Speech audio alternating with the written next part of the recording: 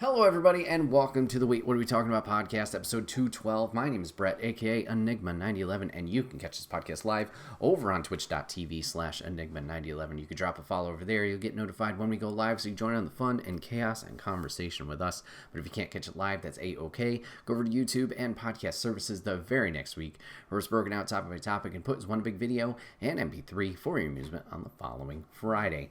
Last but not least, wherever you're watching or listening to this, if you drop a follow, drop a sub, whatever it is, it may seem small, but it does help the channel grow. So if you take the time to do that, we would love and appreciate you for it. Today is wrestling episode thing extravaganza. We're going to be talking a whole lot of wrestling today for our three topics, covering WrestleMania 40 weekend, which as of recording happened literally concluded yesterday. So we'll be talking about all the fun and chaos that happened over the weekend. WWE focus. I know there's a plethora of shows that go on WrestleMania weekend. I know Ring of Honor Supercard happened. Obviously, AEW's got their weekly program. GCW had their stuff. And plenty more indies. We're not going to be breaking into those. Just the WWE Central stuff.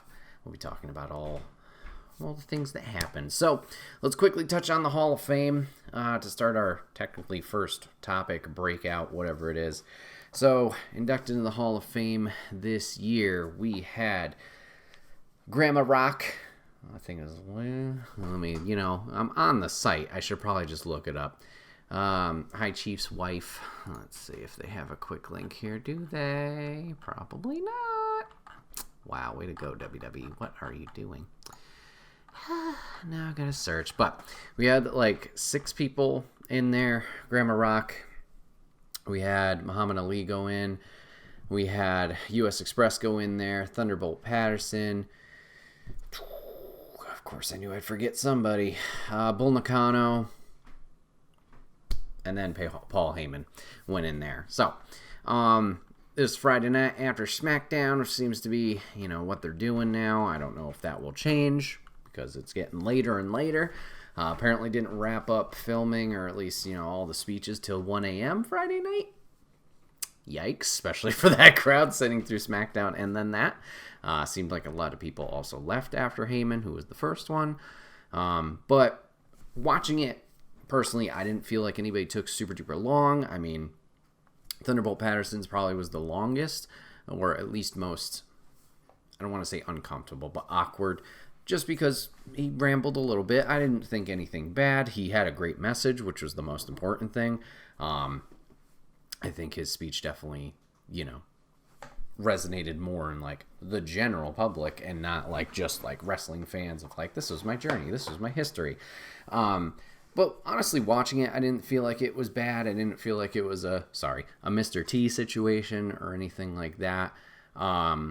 Heyman's was a lot of fun. His was definitely the best out of the night. Just going down memory road with him and all of his F-bombs, which we'll certainly talk about with this weekend. But the rest of the night was good. I enjoyed Bull Nakano's speech. Muhammad Ali's was a little weird. His wife accepted it. And they kind of made it about The Rock a little bit with this like people's title, which was the only like icky part about it. I would say, or the part that felt weird.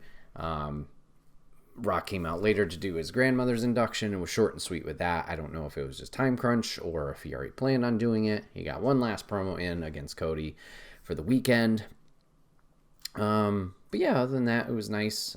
We had a little tribute to Bray as well, thanks to his dad and uncle, doing that for him. So yeah, all in all, Hall of Fame was good. I'm curious, like I said, if they will change things. Obviously, years passed with Mania not being 2 nights and having it its own separate night, its own separate venue. So I guess the diehard fans like could go there and then, show their support there, so you don't get the weird chants and people are a little bit more respectful with the time there. And realizing, hey, this is a separate thing and it's not supposed to be gimmicked, for the storyline build. We don't have to boo the heels here. We can be respectful of their time and the people who are getting inducted here. We had a little bit of that shenanigans here and there with this one. So I'm curious if they'll change that. Maybe they'll make that a Thursday night. I mean, they're in town already for the whole week from the Monday to Monday, just obviously for the wrestlers' sake and production's sake. Everybody can rest and relax a little bit more. So you just got to get a stadium for another night. Obviously, that's a whole nother ticket sales, so revenue. Hey, you could do that, and everybody can relax. You don't have to have the wrestlers go out and SmackDown, do the promos, do the wrestling, quickly rush into getting their nice fancy suits and all that stuff and dresses, and we could just make this its own thing. Maybe. I don't know. I get it's a lot of programming for wrestling, but it's only another few hours. But it is what it is. We'll see what happens. So yeah, Hall of Fame was good. Really enjoyed Paul's stuff. Congrats to all of them. So let's move over to Saturday midday. Let's talk about NXT Stand and Deliver. So over the show, we won pre-show match. 1, 2, 3, 4, 5, 6 matches on the main card with some interesting tidbits in between. So let's break down the show there and talk about what happened. We'll talk about the pre-show very briefly. Like I said, there was one pre-show match, being Joe Gacy against Shawn Spears. The match overall itself was fine. The interesting thing to pull out of this was what happened actually before the match itself. So obviously pre-show shenanigans, they're doing all of the replays of the video packages, why you should care about these matches, occasional backstage interviews with people weighing in on the match or maybe participants in the match themselves. Nothing out of the normal there. But they had their panel. Megan Morant and Sam Roberts were both there, I think, hosting a majority of it. Later on, they invited, or rather had, Ridge Holland on the show, and he was talking. I think he did a great job of adding insightful commentary into, whatever questions that they were asking, stuff like that. I was like, oh, nice to hear Ridge speak. Doing pretty good. I should say this, NXT I don't watch week to week. I kind of keep up to date with that via podcasts and the internet, so some of these characters I talk about, if there's something wrong, I do apologize that I say. So anyways, Ridge, a few weeks ago, I want to say 2 or 3 at this point, said he was retiring from in-ring competition. He said he wanted to focus on his family. He felt like he's not done as well as he should, obviously hurt some people, and is guilty about that and doesn't want to continue. And it was like, that was out of nowhere. This is kind of sad, because obviously if that is all legitimate, very serious. Yes, you need to take care of your mental health. Please stop and do what you feel is right by you. So to have him back on the pre-show is like, oh, he's still around. Interesting. When he left, he was going in this little angle with Spears, where Spears was like, oh, you got to be more reckless and more violent and blah, blah, blah. So, match starts between Spears and Gacy, or rather, entrances are being made. You can hear as Spears is making his entrance that Morant and Roberts are like, no, don't go, Ridge, don't, stay back, blah, blah, blah. Don't attack him, don't get involved. So he's got some aggression there. And then Gacy comes out, and Gacy does now, he's got, because Schism and Dyad aren't with him, his camera during his entrance flips over. So he's holding a mask upside down that has normal writing that you can read it. It flips back to normal. And here comes Ridge Holland, chair, pa! Just nails Joe in the back. And you're like, okay, well, I guess he's back involved. I guess it was just storyline. So I guess he's aligned with Spears. So Gacy gets in there eventually, holding his back, selling that. Match overall was fine. I wouldn't say anything too super fantastic. Somehow Gacy does come out on top and does win the match there. I guess this is one we'll have to keep an eye on and see what's going on with that. But it seems like Ridge has scooted his way back into the fold with the NXT roster. So let's get on to the main show. We got the Metaphor hosting. They were pretty funny throughout, just kind of popping in here and there. They did the usual NXT shtick with pay-per-views where they're like, oh, well, who do you think's going to win this match? Oh, it sounds pretty aggressive or pretty intense, blah, blah, blah. And then video package, kind of go back and forth. But they had a wide array of outfits throughout the night and were goofy. I remember, well, we'll talk about it later, but we had a fun moment with Oba Femi and Ora Mensa as Metaphor was doing their hosting duties. So Metaphor opened. We started with the Wolf Dogs defending their NXT Tag Team titles against Axiom and Nathan Frazier, the winners of the tournament leading into this, which honestly surprised me. I thought we were going to have the Good Brothers here. But this one was a lot of fun, a lot of fast-paced action, as we can expect. We saw Baron Corbin take a dive from the top rope, which we don't see all that often. Braun Breaker moving so fast that the ring shifted at one point. No joke. You got to really pay attention to notice it, but I saw a clip online catching it. I was like, okay. Nobody, flailing their head, unfortunately, in the ropes, so everything was cool there. There was a brutal drop kick from Axiom to Braun Breaker at one point. I'd highly recommend you go watch that. If you haven't seen it, Braun runs in, Axiom just jumps and just nails him right in the jaw. Total solid hit.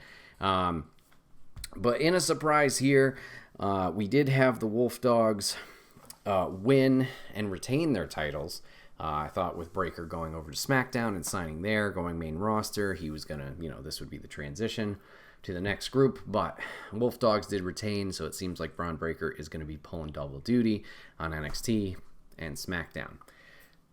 If it wasn't clear, I probably should have said it, but these rundowns of matches or recaps, there's not a lot of notes. It's very quick.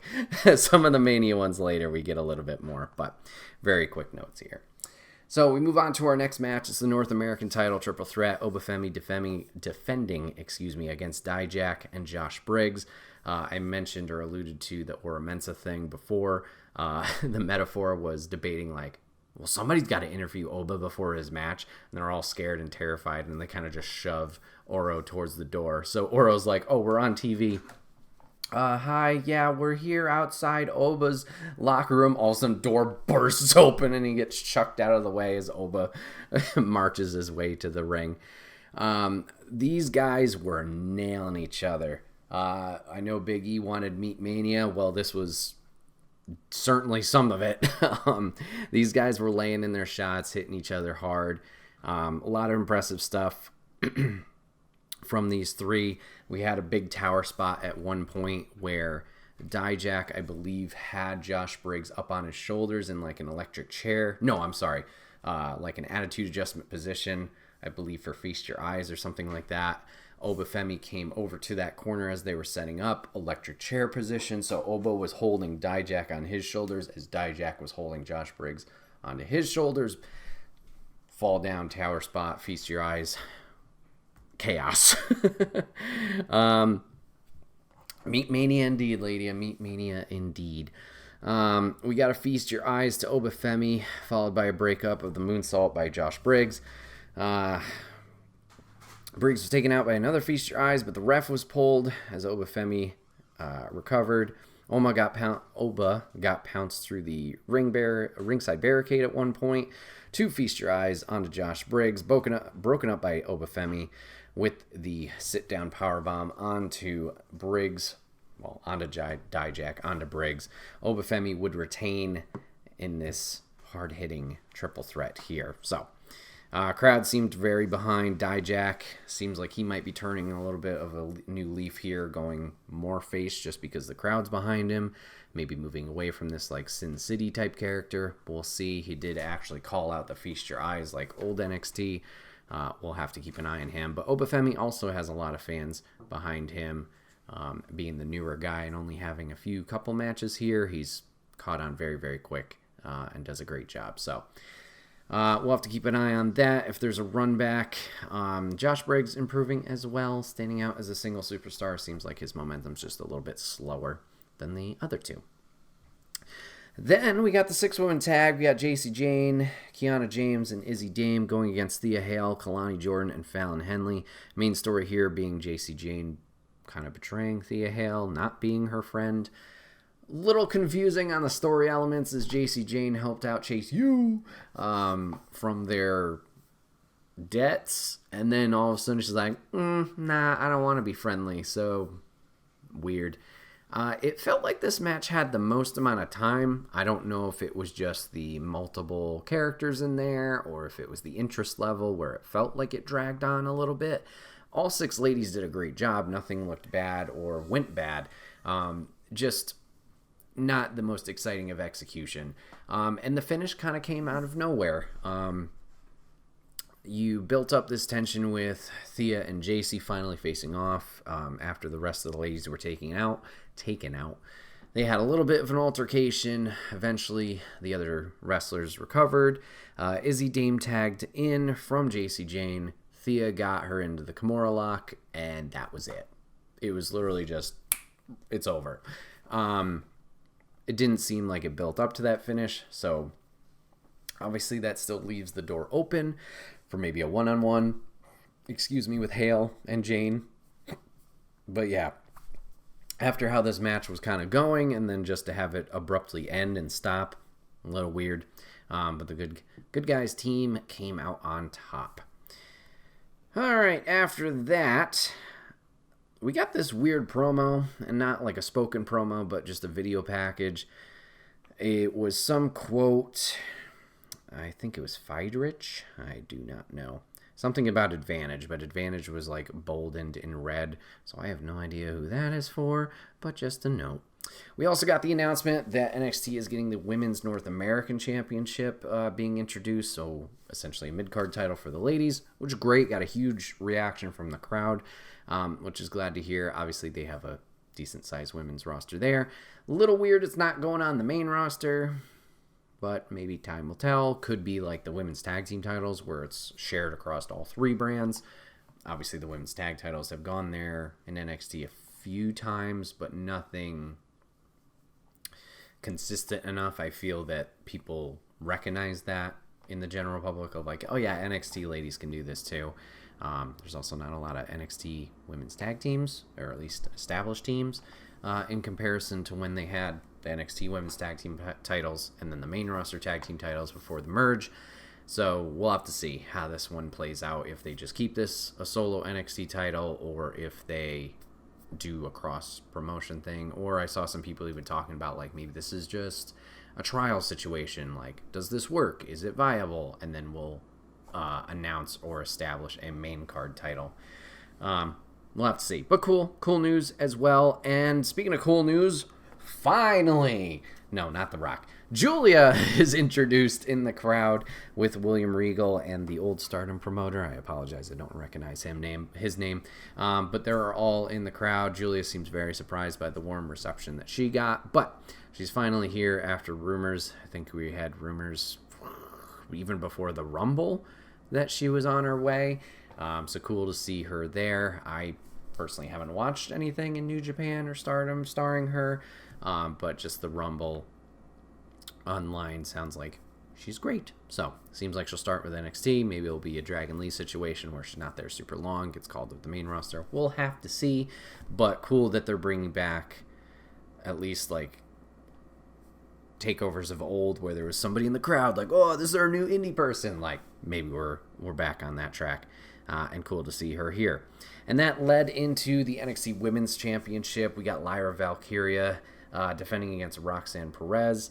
I'm not gonna lie, I felt like I missed a lot of this match. Roxy being heel, I don't particularly click with, but the crowd was really behind Roxanne. She technically never lost that title. Storyline, she fainted and then relinquished it and then had to fight back for it. Then Indy Hartwell won it, and then so on. But she's reached this breaking point where she can't get over the hump, and like other people are getting opportunities, so she's gone heel, going against Lyra here. From what I did see, obviously the ladies did a great job. I just didn't note anything memorable from this match. Tatum Paxley, Lyra's biggest fan, did show up and interfere a little bit, but didn't do a great job as she got taken out quickly. Like I said, the crowd was behind Roxy, and eventually Roxanne would win thanks to the injured arm, or wing, bird person, via submission on Lyra. So Roxanne is now your NXT Women's Champion for a second time. All right, we head into the semi-main. We got to the men's title. Ilya Dragunov defending against Tony D'Angelo. We had some updated family music for Tony D and the crew, as we had Stax, The Riz, and Luciano Cristofino, I don't know, the lawyer guy, finally joining in on the family. We had all of them coming out together, but new family music. Ilya's hand was bothering him throughout. They were continuing the storyline where Stacks kind of messed it up. I think it was not this past Tuesday, but the Tuesday prior on NXT, stomping on it. So they played up with that, of him, hurting that throughout. Stacks at one point did offer some brass knucks to the Don, but Tony said no, didn't take them. Ilya calls out to the family to do something at one point. Stacks gets up, but the Don also says no, so the Don really wanted to do this on his own, which I do respect. At one point, we had both of them clear off the Spanish announce table as they were intending to smash each other through it. Eventually, through their brawl, Tony D ended up on the table, and Ilya gave him the dropping H-bomb elbow through the table. Then back into the ring, Torpedo Moscow to the back of Tony D from Ilya Dragunov, an H-bomb off the top rope. Ilya would retain, and both would shake hands after the match. So, cool. Surprisingly, a decent match. No offense to Tony. He's just not the most exciting to me outside of the character. But I thought both did a great job. I thought there was a chance that Tony might take the title here, being one of the new class, or the last of the new class, to not get that belt. And then have Ilya go up to the main roster to potentially fight a Gunther.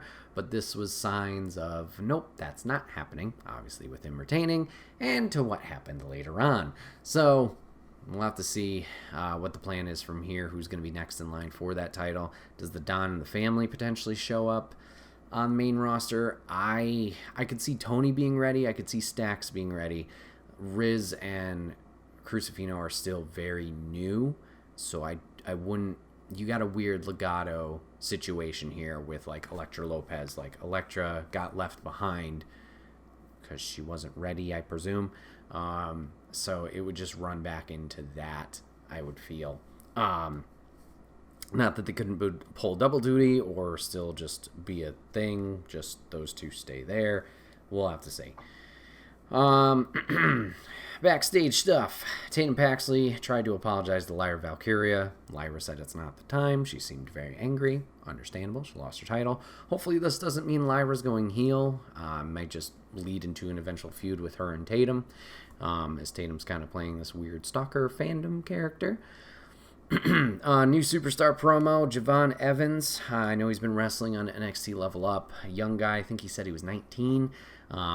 But has been impressing. So he's going to be debuting on the main show on Tuesday. So we'll have to see how he meshes into everything.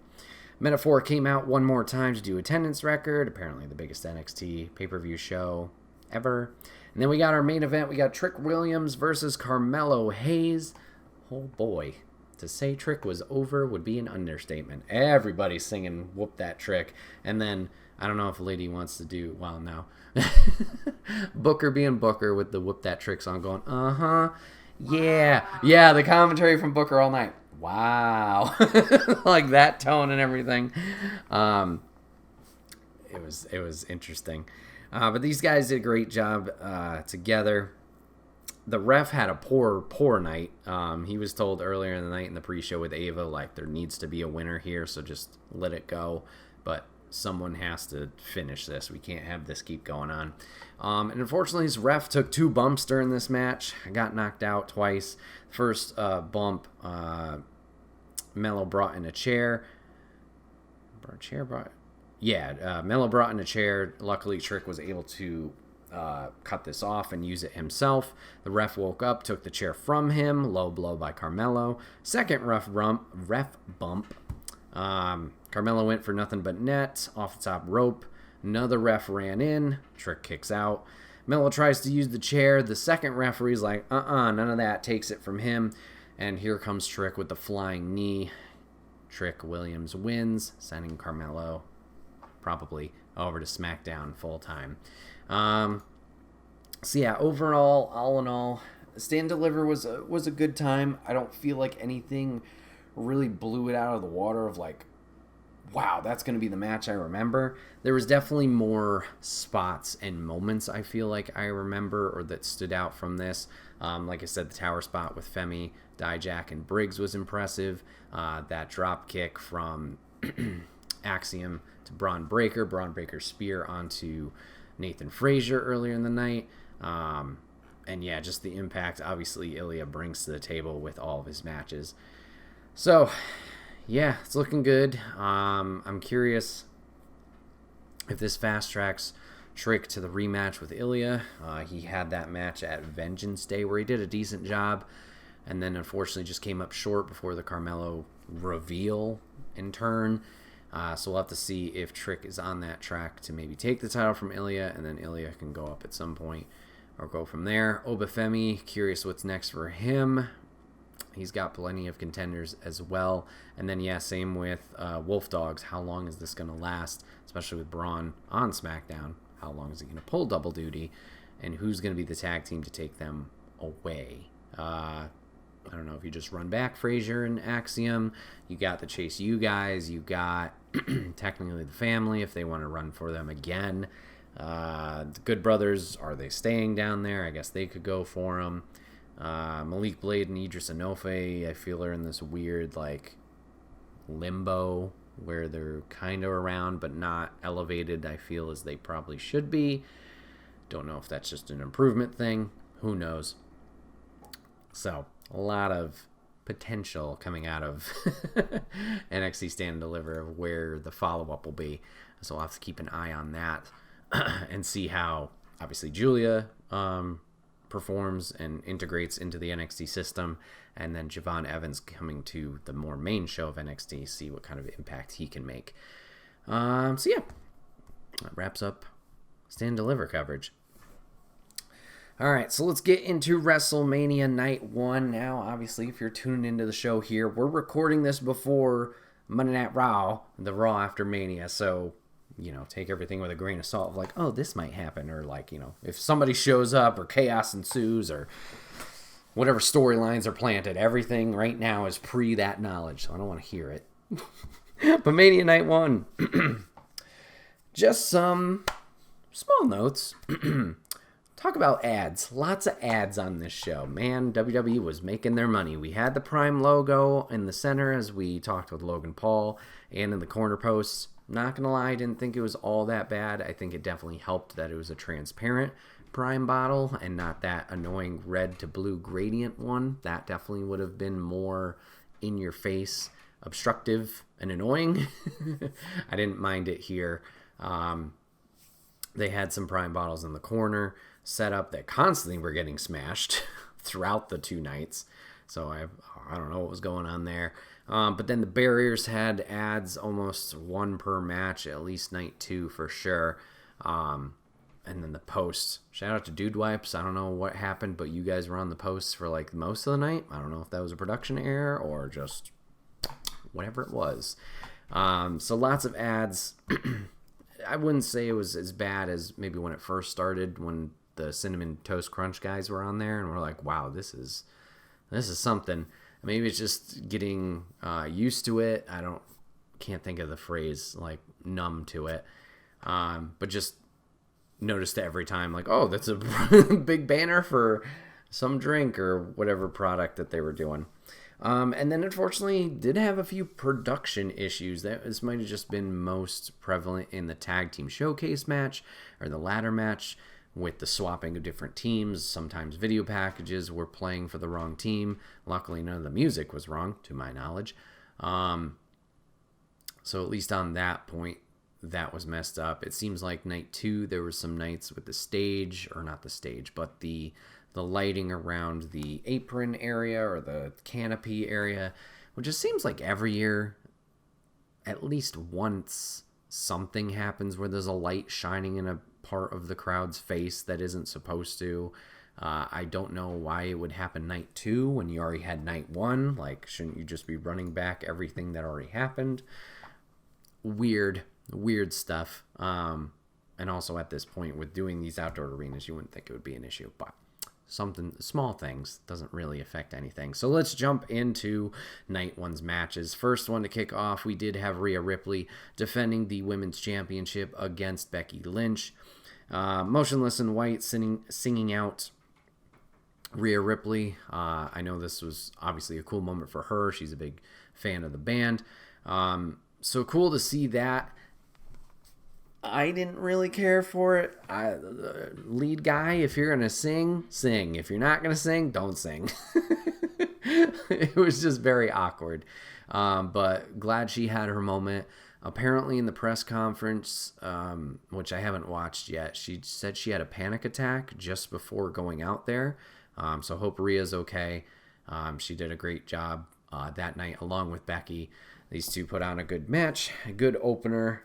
Crowd was very behind Rhea, as it seems like this is the trend. Poor Becky.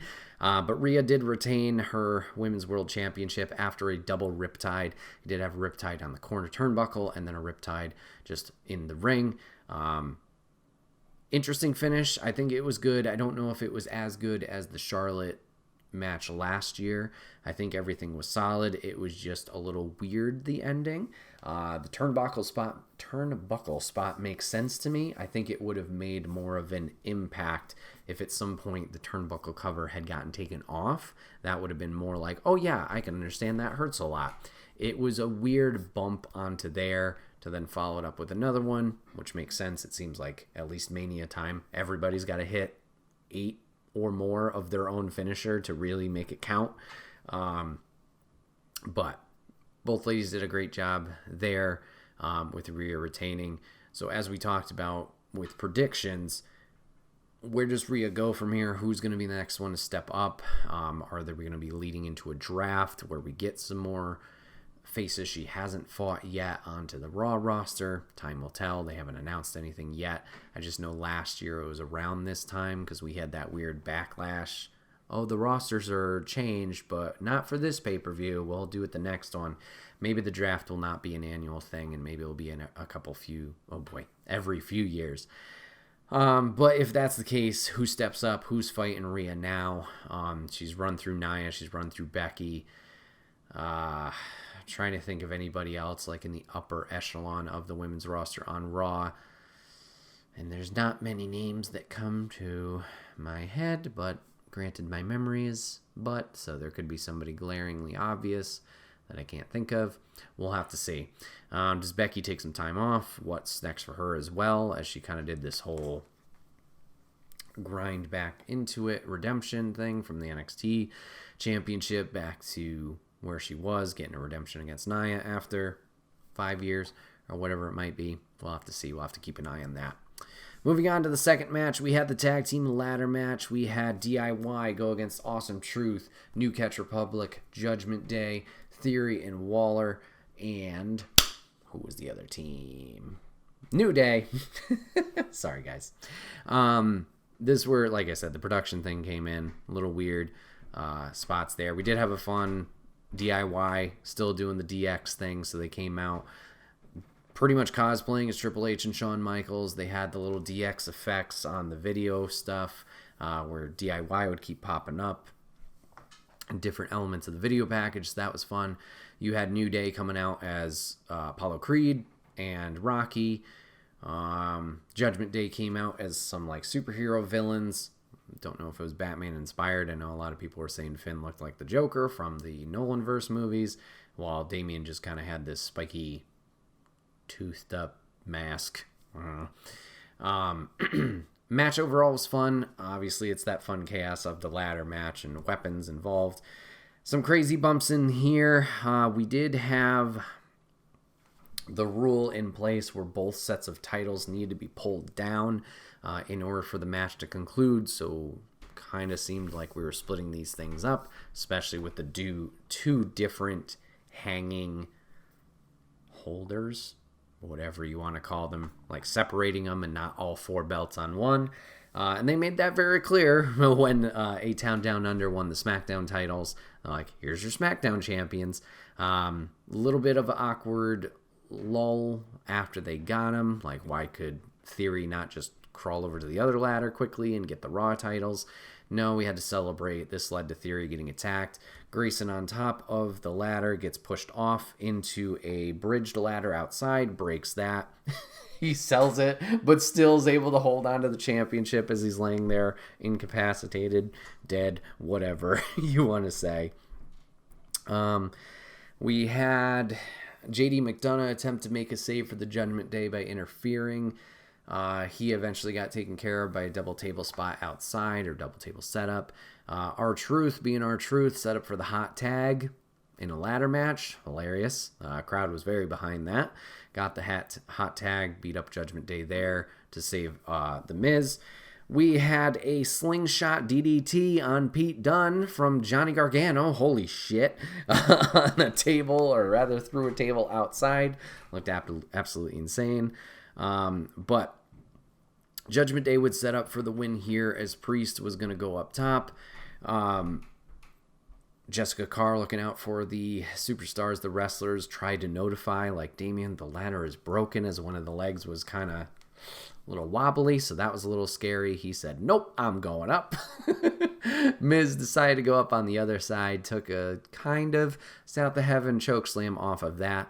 R-Truth rolls in a new ladder, takes care of Priest, gets him with an AA, an attitude adjustment, of course, from his favorite superstar, John Cena. And Truth goes up, claims the Raw Tag Team titles for Awesome Truth. So Awesome Truth, new tag team champions there. Obviously, A-Town Down Under for the SmackDown titles. So now those are split. We can keep the momentum going with our tag team division on each of the shows. I think Undisputed Tag Titles were a fine idea for a while. I think they did okay of bouncing them around. Obviously, Raw, with Judgment Day being on Monday Night Raw, got a little bit more time with them and more storylines, or rather matches with them in comparison to SmackDown. So now to have those separate, it seems like we have a decent amount of tag teams on both shows. So hopefully we can keep the momentum going, keep building up tag team wrestling, making it more, popular, and go from there. So, congrats to them. Good match. Maybe not the last we see in a Judgment Day. Next match, speaking of tag teams, we had Rey and Andrade against Santos Escobar and Dirty Dom Mysterio.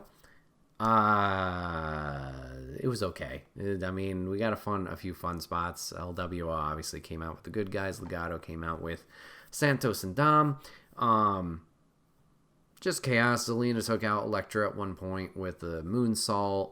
Legado and LWO got in a little altercation. Joaquin Wilde gets launched, which was great that he keeps doing that spot for some distance. And then we got interference, but not by Bad Bunny, not by Dragon Lee, but by NFL players. The retired Jason Kelsey and the other guy in Rey Mysterio masks randomly just took a chair away from Dom and beat him up and then tossed him in. And I think Andrade hit Santos with his corkscrew suplex thing, and Rey did 619 splash. And that was it. It wasn't that great. Just kind of started, was going, we were building, and then it just abruptly ended, similar to the Stand and Deliver match with Thea. Just who are these schmucks? And then it's over. Weird there.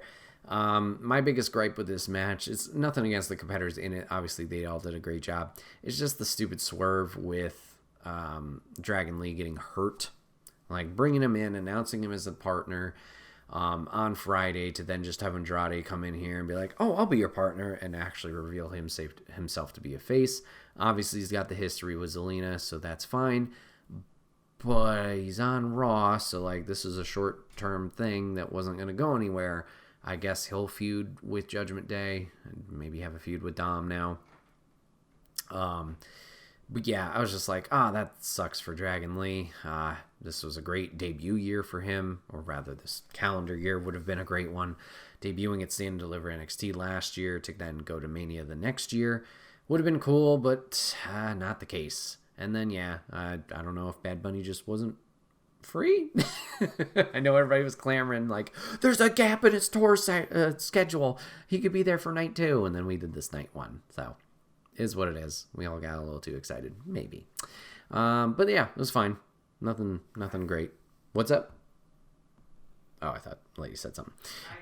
Yeah, well, that was my fault too. Been like, "Whoa, it's gonna happen," and then Dragon Lee, which we like Dragon Lee, but not as much as Bad Bunny, I guess. And also no Carlito heel turn. We got alluded to that on Friday with a little bit of side eye and like, oh, Andrade's your teammate now, but Carlito's staying the course, staying a good guy, so we'll see. Then it was Yeet versus No Yeet, brother versus brother. It was Jey Uso versus Jimmy Uso. Super kick party here, probably 75% to 80% all super kicks. We had a bad Samoan drop at the beginning. The guys did fine. It just didn't have too much substance, really, I would say.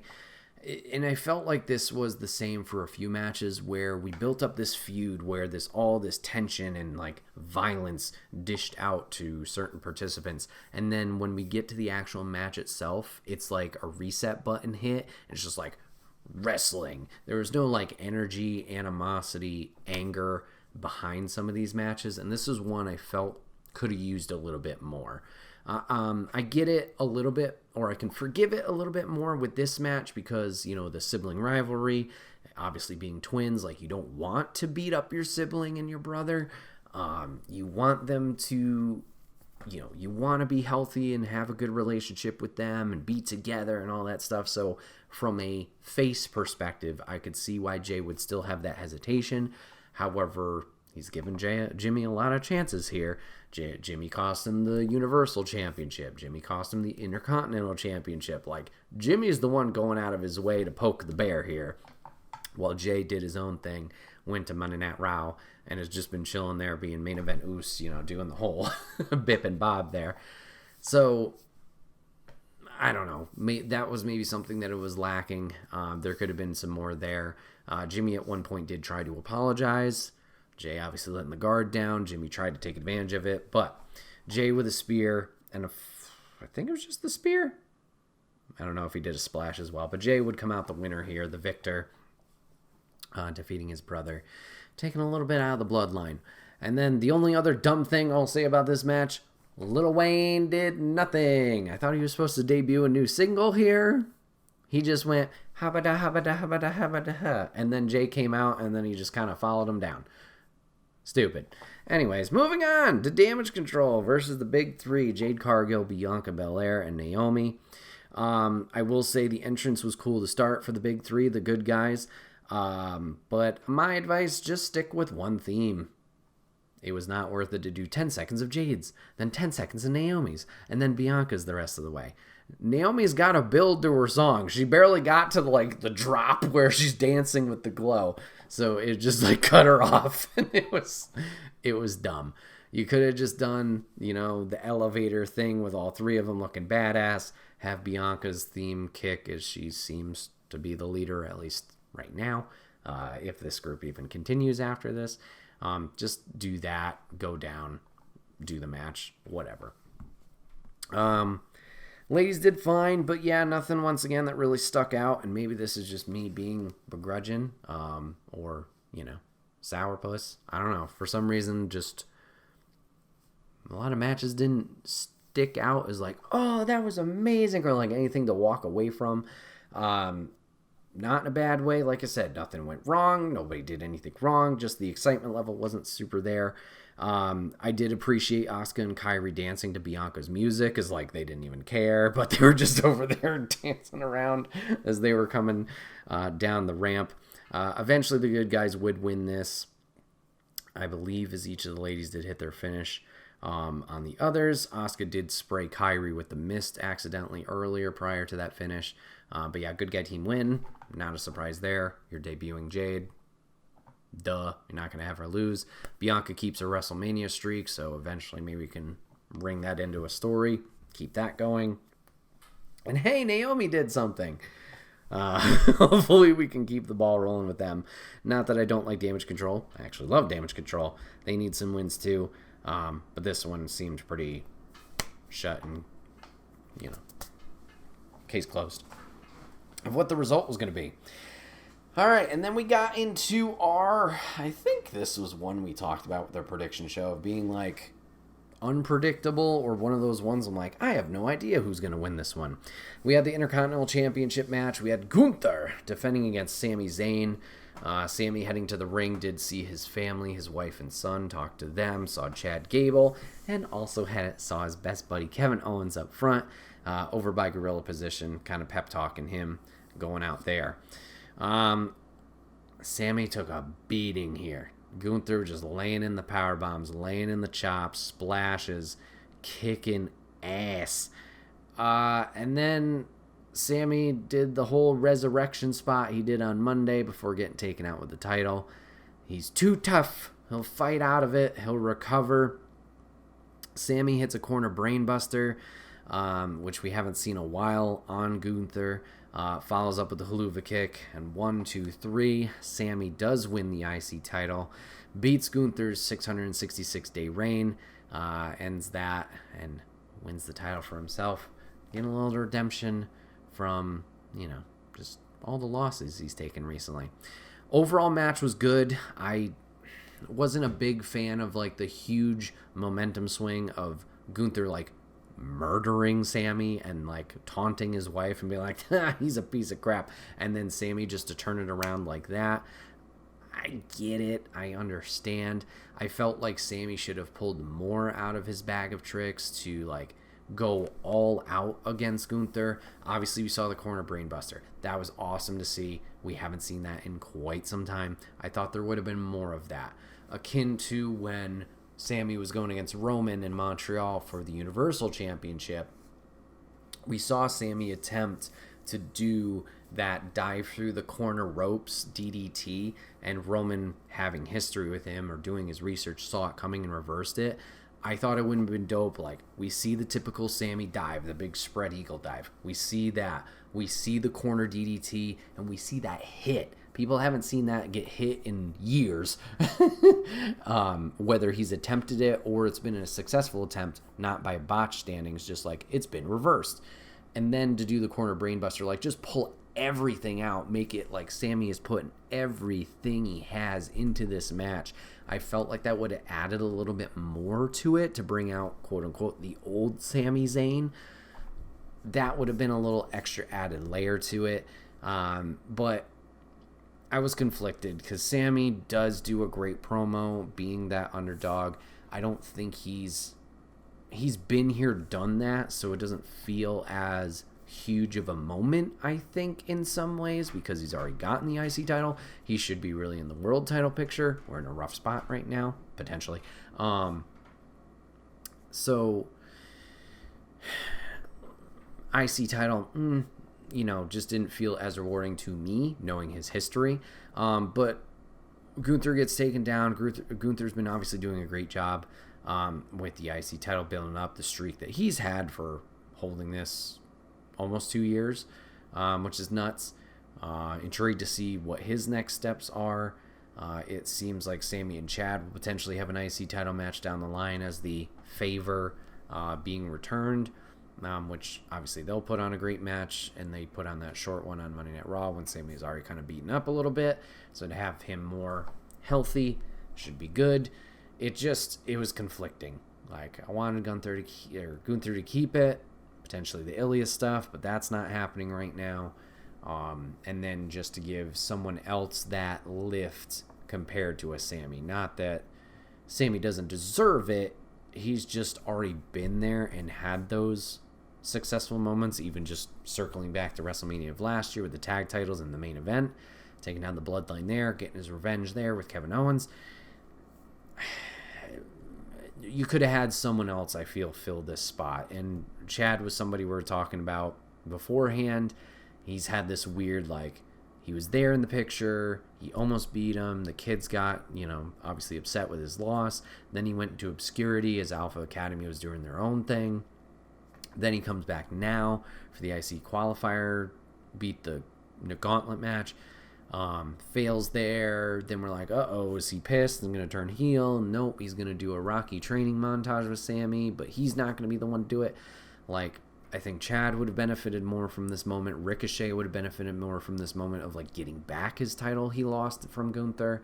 Obviously, he's on a different show, so that throws a little bit of a wrench into that. It might have helped elevate someone better here than Sammy. That's my only gripe. Nothing against Sammy. They did great. Could have done a little bit more extra, throw some more spice and flavoring into it, but it is what it is. So I'll have to keep an eye on this picture. Bronson Reed, this is your time. Get him in there. We'll have to see the follow-up from that. And then we headed into the main event of night 1 of WrestleMania. We had the Killers in the Jungle, The Rock and Roman Reigns taking on Cody Rhodes and Seth frickin' Rollins. This match was slow and methodical. You built it up perfectly with the anticipation for Rock coming in there. You had all the different dynamics playing out with each other with Cody versus Rock, Seth versus Rock, Seth versus Roman, Cody versus Roman. You had all those integrations there. This is one similar to the Jay and Jimmy match. I felt like should have been more of a brawl and not a tag team match. We got elements of it where at some point they did go out into the crowd. You had a little bit of a picture-in-picture, which I did appreciate that they were showing both angles. But then they're like, nah, let's focus on Dwayne. Let's give him the shot. So they're brawling in the crowd for a little bit. And then they just went back to a normal tag team match after. That was silly. That was stupid. Should have just, if you're going to start the normal tag, go into chaos, go chaos mode. You don't have to do, obviously, the full thing of the Bloodline Rules of potentially night 2, but just go at it.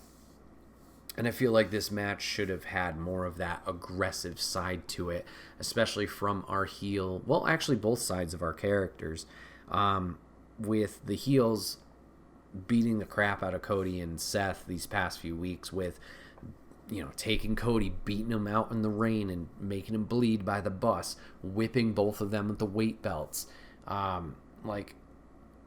These guys should have been pissed and motivated. And then just to go in there, lock up, arm drag, elbow, just typical wrestling match, seemed weird.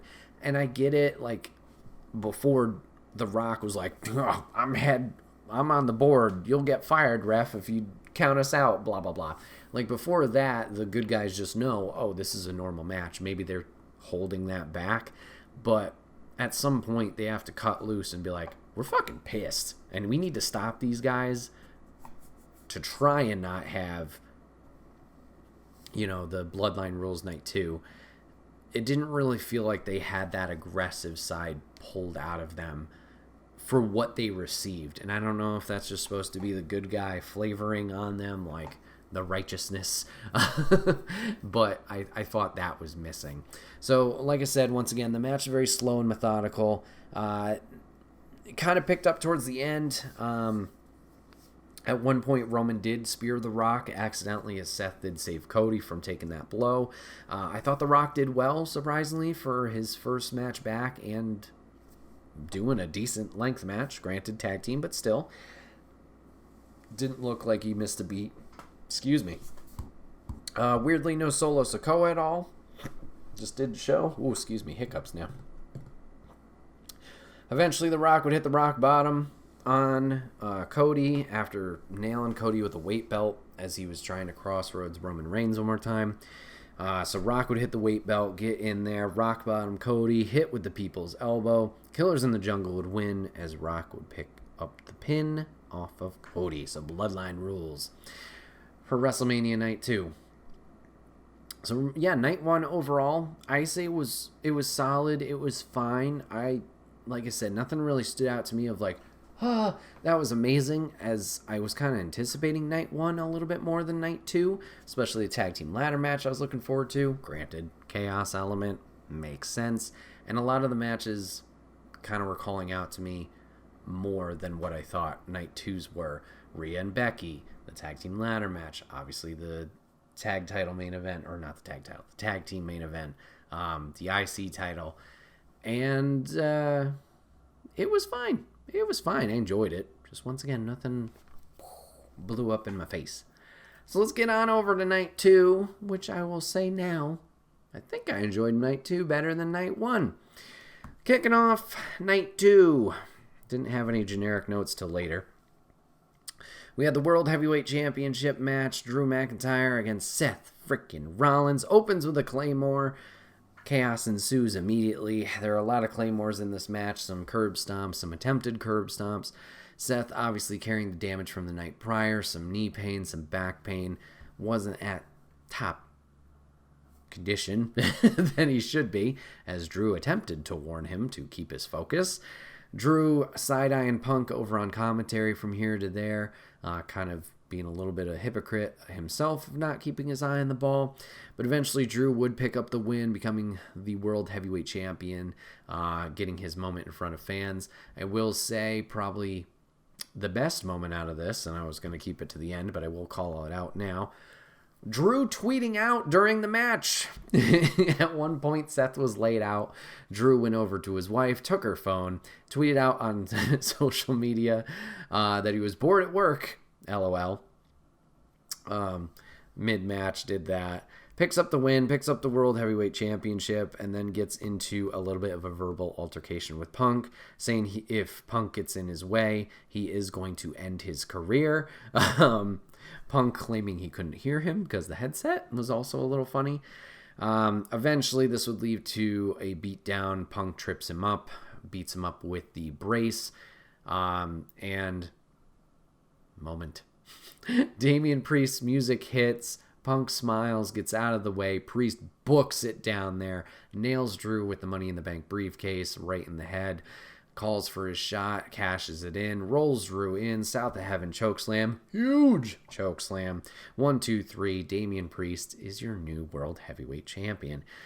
So, glad we got this moment with Drew, or Drew rather got this moment for himself,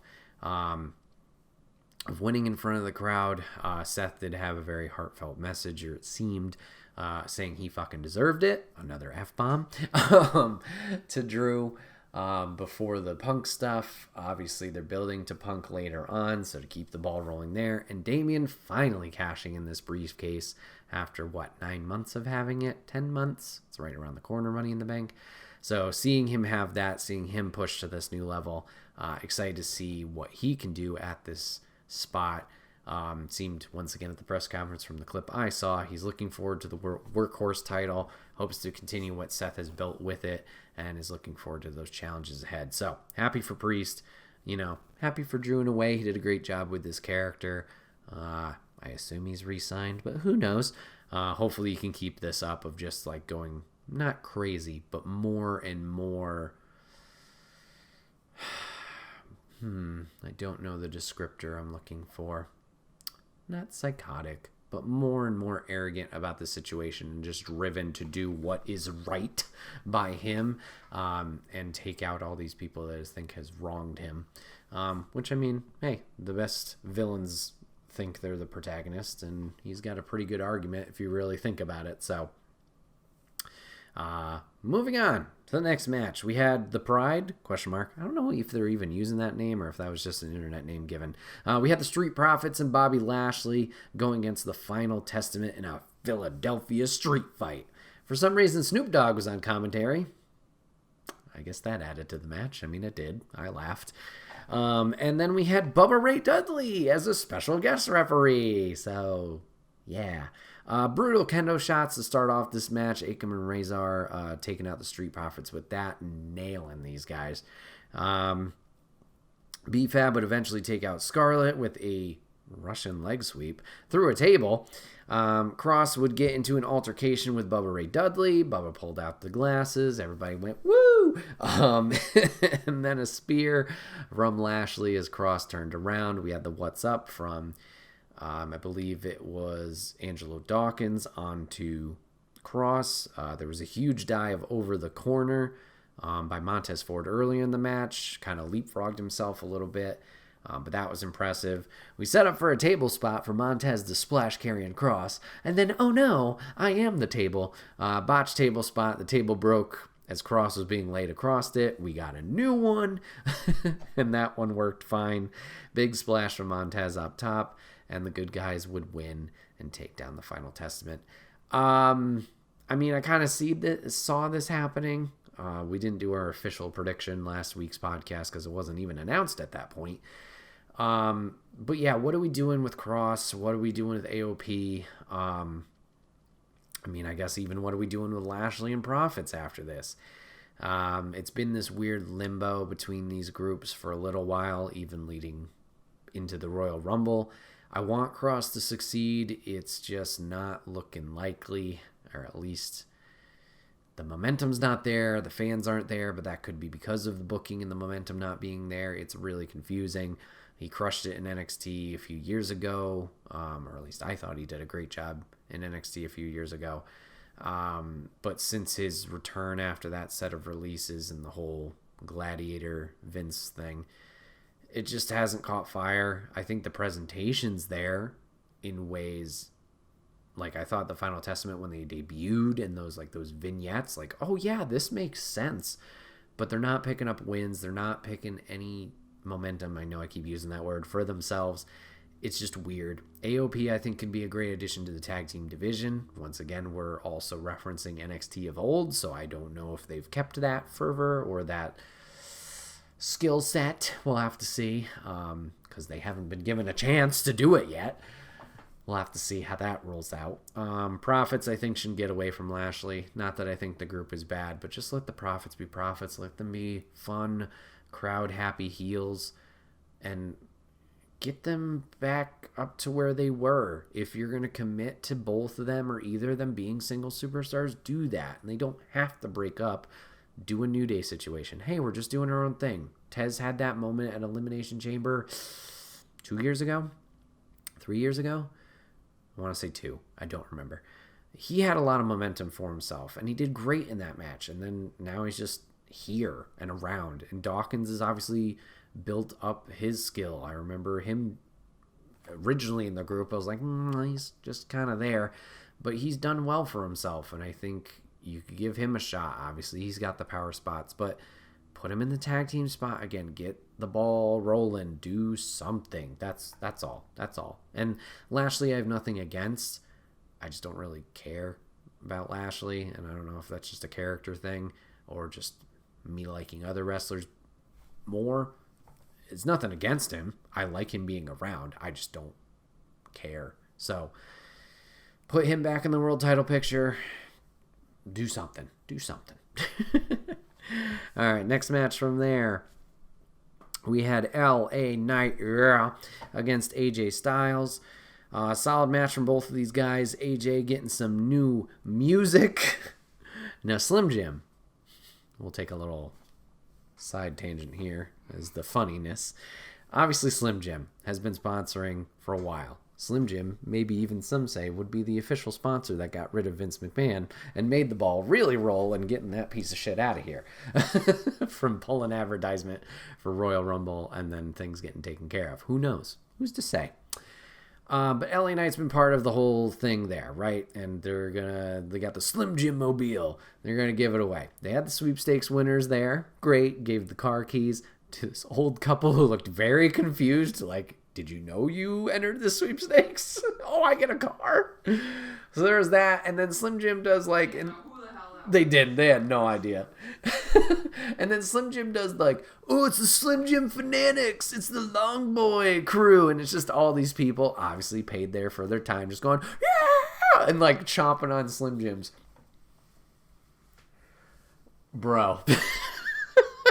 If you're going to have security's got to be paying attention. Some random jabronis, I believe they're random jabronis because they didn't have any Slim Jim apparel on, somehow got Long Boy Slim Jims, whether they purchased them themselves at the stadium or whatever. Just get on the camera, and one just starts going to town with the Long Boy, just like, sir, this is a TV. Like, this used to be a PG program. We don't need to see you not even chomping on it, just sucking the Long Boy, if you know what I'm saying. Just, Jesus Christ. Cameraman, thank God, was like, whoa, nope, we're not doing that. Ridiculous. Anyways, back to the wrestling match. The gentleman did great. Obviously, LA Knight carrying most of the crowd here, at least, the support. AJ Styles tried a 450, failed it because LA Knight got the knees up. Phenomenal forearm attempt, but LA Knight pushed him similar to the Rumble Fatal 4-Way, knocks him off balance, BFT by LA Knight, and LA Knight, picks up his win in his Mania debut. Short, sweet. I'm great at recaps, aren't I? Then we got an announcement that SmackDown and King/Queen of the Ring are going to be in Jeddah on May 24th and 25th, so that's still a thing. Hall of Fame guys came out. We applauded all of them. Yippee! Then we had the U.S. title triple threat match. Logan Paul going against Kevin Owens and Randy Orton. I thought it was cool. Owens had like ECW-style Trons and gear. Throughout the match, we had Gatorade, Powerade, and We Want Water chants to combat the Prime. Logan Paul at one point did get some brass knuckles, nailed Orton with them, but somehow Orton kicked out. Question mark. I feel like that was a little shenanigans. That should have been like, Owens broke up the pin. But whatever. Orton kicked out of that. He's got a jaw made of steel, apparently. Orton then comprehends the knuckles from Logan Paul, but turning a new leaf, hands it over to the referee. Referee, very confused, puts the brass knuckles in his pockets because Orton has some more devious plans. He doesn't need brass knuckles. No, he's going to punt this man. He's going to punt Logan Paul. Goes for the punt, but guess what? The Prime bottle saves him. Who's in the Prime bottle, you may ask? Was it KSI? No. Was it the other Paul brother? No. Was it Pat McAfee? No, he was at commentary. I Show Speed. No idea. And boy, howdy, did he drop a lot of F-bombs. I don't think he'll be welcomed back. Orton punts him like he's in 300. Gets him on the English announce table. RKO's him. I will give I Show Speed that. He sold the RKO very well. And laid him out. Eventually the action gets back into the ring. Owens and Orton are going at it. Owens would pop up Orton for the pop-up powerbomb. However, pop-up fails. Orton turns it into an RKO. That was a very cool spot for the night. Logan Paul, attempting to take advantage of this, is going to chuck Orton out of the ring. Orton senses it, reverses it, gets Paul out for a moment on the apron, charges at Paul. Paul tosses Orton out then there. And then Logan would do the big old splash onto Kevin Owens, and Logan Paul would retain, keeping his U.S. Championship. Wow! Then we had the WWE Women's title, Bayley versus Io Sky. Bayley's got new music, but it's not the music we wanted. She didn't bring back the Bayley buddies. She didn't bring back the no stopping us now. Nope. We got kind of this weird new mixture of her old music. It was fine. She got carried out by some dudes who were jacked, had pharaoh masks. It was something. But ladies did a great job. I was a little concerned at the beginning as both of them were a little gingerly on their feet. Seemed like they were tweaking ankles or tweaking knees or something like that. They were kind of hesitating with some movements or not doing them as quickly. So I was a little scared there that some injuries had occurred, but they pulled it out. Had a couple of moonsaults from Io Sky. She went for, at the end, she hit 2 of them in a row, went for a third off the top rope, doing her moonsault stomp, which she did back in Japan, but that missed as Bayley had gotten out of the way. Bayley attempted a rose plant as Io handspringed out of it. Leading into the final altercation between them, Bayley would hit a back suplex, a dropped elbow from the top rope, and finally a rose plant to finish it out as Bayley would pick up the win and become the new WWE Women's Champion. Ladies did a great job. I appreciated Damage Control not being down there. Obviously, they did enter with Io Sky at the beginning of the ramp, an entranceway for Mania, but they weren't down there to cause shenanigans or do any kind of interfering. I appreciated that these two were just able to do their thing and tell the story themselves. Io did kind of pull a Jimmy at one point and tried to apologize, but instantly just slapped the shit out of Bayley. But yeah, they both did a great job. I don't think this should be the end for Io in the world title picture. Just keep her in there. Obviously, main event's a nice, easy, accessible way to get people into the limelight, get them into that echelon, I guess you could say, of like contenders. Keep her in there. Don't let Damage Control break up farther. Keep Kyrie and Asuka going. Keep Dakota going. This was meant to be a good guy victory. And the Royal Rumble winner would move on to get the win there. Leading into our main event of night 2, the Universal Championship, Bloodline Rules. Cody Rhodes going against the Tribal Chief Roman Reigns. We did have Brandy with Cody during the entrance. Hey! As he kind of did his own Triple H King of Kings thing and just was his logo personified. Roman entered with Heyman only, no Bloodline whatsoever. Very mixed reactions, similar to night 1. The crowd was a little bit more behind Cody as the night progressed, but both were definitely heavily liked and respected, so that was cool to hear. Roman hit a crossroads at one point on Cody, only got a 2 count, and then claimed that the move sucked, and he just wanted to show Cody that he could do it, which I got a laugh out of. Roman attempted a rock bottom later on, but Cody reversed it into an arm drag, into a spear of his own. Eventually, Jimmy would show up. I don't know what I'm typing there. Shows key spears. I don't know. Oh. Jimmy shows up to interfere, save Tribal Chief. Jay shows up with the save, ends up spearing him off the stage through some tables. That looked like a rough spot, not gonna lie. But everybody is safe, it seems. 2 more crossroads from Cody, sets up for a third, and we get a mirror image of what happened last year as Solo Sikoa showed up, no hoodie, and Samoan spikes Cody in the throat. This would lead to, I believe, another Samoan spike by Solo, yelling at the Tribal Chief to finish this. They would lead up to the spear and Samoan spike combo. Cody would kick out at 2, surprisingly, and making the save. John Cena returns, makes his save, beats up Solo Sikoa, delivers a quick AA to Roman, and AA to Solo through the announce table. But this just summons more chaos, because that's what we need in Bloodline Rules, is chaos, chaos, chaos. As the final boss, The Rock, comes out, we get a confrontation. Obviously, they have history at Mania with Mania 20. Oh boy. 7 and 8? That's a guess. With their back-to-back Manias fighting each other. Rock takes him out. He preps to belt Cody. The Shield theme kicks on. Nice. Seth making the save. I was a little concerned he wasn't going to, if he'd be a little bit distraught, disheveled due to his loss to Drew early in the night. Seth takes his sweet time getting out there. He must have really came through the crowd like Shield.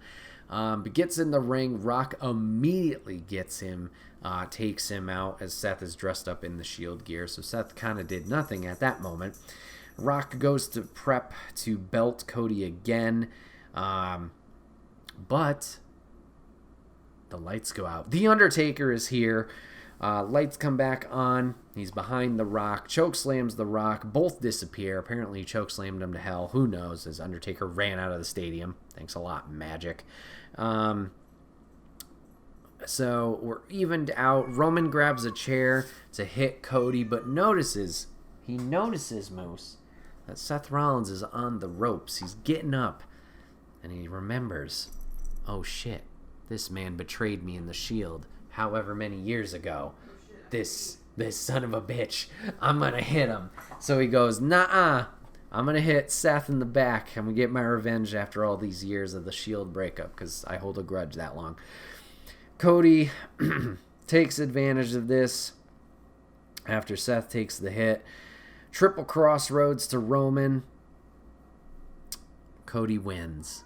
1, 2, 3. He's the new Universal Champion.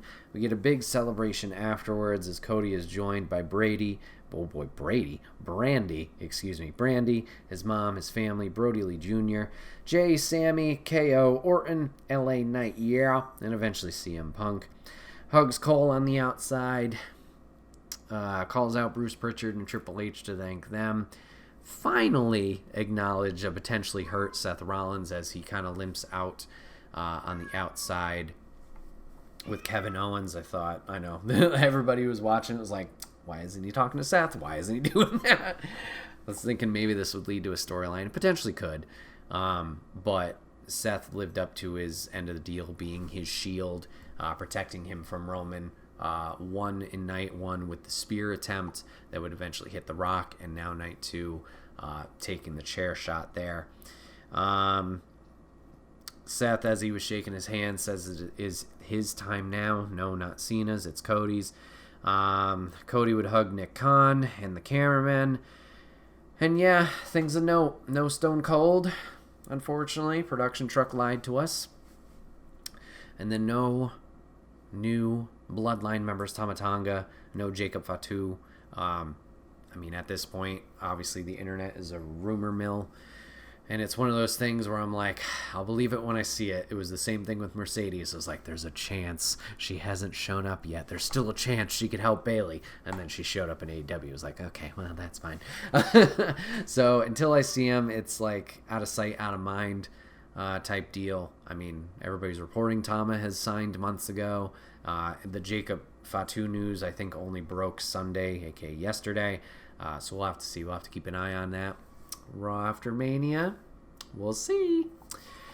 So let's get into the final just notes, tags on here of Mania, WrestleMania overall. It's ladies' highlights. Ladies' highlights of the night, or rather the whole show. We got Samantha Irvin killing it over the whole weekend with her announcing, killing it in the green dress on night 2. I thought she was losing her voice on WrestleMania Night 2 of announcing Cody. Shut up, Moose! Announcing Cody the winner. But turns out she was crying. She was so happy. But yeah, she did an amazing job. I'm surprised. Not surprised from like a skills standpoint, but surprised they had her do every ring announcing, every match. Not doing a split job with Mike Rome. Like Mike doing the SmackDown ones, Samantha doing the Raw ones. Just having her do all of it. She did a great job. Hopefully Mike Rome still has a job. But yeah, she did a great job. I'm glad she's getting her flowers online. So yeah. Continuing ladies' thoughts, Cody finished the story. ... I don't know exactly what that story was, but she's happy it's concluded. She's happy Seth kind of finished the story with Seth getting his revenge there. She liked the chaos of the people showing up in the last match for Bloodline rules. Just chaos, chaos, chaos. Sad for Drew. His tweet was 10 out of 10. We talked about it earlier where he said he was bored at work. He did quote tweet his tweet 3 hours later saying simply fuck. So, Drew's been killing it on social media. She liked Paul Heyman in the background petting the lay for the tribal chief and his reactions throughout, and then Seth's outfits and entrances as this man continues to be insane with his wardrobe. Man, oh man. So yeah, overall WrestleMania 40, it was a good time. I did enjoy night 2 a little bit better than night 1. I don't think there was anything that stood out as amazing here. Probably the main event of night 2, if I'm being honest, just because of that fun, chaotic element of people showing up. Obviously, Cody finishing. His story, as that can be put to rest of like, it's not going to happen, Moose. They're going to do Roman Reigns have Hulk Hogan's record. Peace of mind. Dwayne didn't get too involved. With his power, he did a little bit. We still have time to tell. Who knows? But glad that Cody got his moment. Seems like there's a new era, as this is Triple H's fully in control. First fully in control WrestleMania. Stephanie McMahon being back, I didn't mention, for Night 2's opening is cool to see, and her back in the Hall of Fame. Seems like Vince is being put out in the back, which, oh boy, hopefully. Exactly. And it seems like morale, that's the biggest thing I want to take away from this. It seems like morale amongst everybody is at an all-time high. People have a lot of positive things to say, whether it was the Hall of Fame speeches, as Paul Heyman called out Triple H, and like how things are run and how things were. It wasn't a great time to pick the ball up with all these things going, but he did a great job with that. And people seem happy. I haven't listened to the press conferences, but like people are putting other superstars over, and wrestlers like Rhea was putting up over the four horsewomen and saying like how they brought the division to new heights, and not that she wants them to step go anywhere, but like move over, because her and Bianca are there to continue the momentum going there. Cody having good relationships with people. Heyman, really working with a lot of different talents there. Orton's been very happy since he's come back, it seems. Just across all of wrestling, we want people to be happy, we want people to succeed, and we want the industry to do well. Yeah! So, just hearing that they can come out of this fire, this inferno, and come out better for it is a good thing overall. So, I'm looking forward to it. I was really stoked to see everybody online, from friends, online friends, talking about WrestleMania and being invested and being involved is something that like I've loved for years. To see more people talking about it, more people enjoying it, just makes my heart warm and fuzzy. Shout out to Simon Miller. Hopefully they stick with it. That's my biggest thing, is stick with it. Stay on this crazy roller coaster that wrestling is. Don't just keep it on the wayside because Mania is done. See what other journeys they're going to be going on, whether it's WWE, whether it's AEW, whether it's Ring of Honor, whatever it might be, Impact, TNA. Just, if you like it, just dive into it, have some fun with it. And sometimes you just got to turn your brain off. just get invested in something silly, something serious, whatever story they might be telling, and have some fun with it. But let me know what you guys thought of WrestleMania 40 in the comments below. I'd love to keep talking wrestling with you guys, and see what you guys enjoyed. Keep the conversation going. But this has been another episode of The Wait Where We Talking About Podcast. My name is Bret, aka Enigma9011, and you can catch this podcast live over on twitch.tv/Enigma9011. You can drop a follow over there. You'll get notified when we go live, so you join in the fun and conversation with us, like Papa Griff, Pancake, and Lady did today. If you can't catch it live, that's A-OK. Just go over to YouTube and podcast services the very next week, where it's broken out topic by topic and puts one big video and MP3 for your amusement on the following Friday. Last but not least, wherever you're watching or listening to this, if you drop a follow, drop a sub, it may seem small, but it does help the channel grow. So if you take the time to do that, we would love and appreciate you for it. Thank you guys so much for hanging out today to hear about all this wrestling fun stuff and chaos. Hopefully you guys had a great time. Thanks for watching. Thanks for listening. We'll see you guys on the next one. Take care.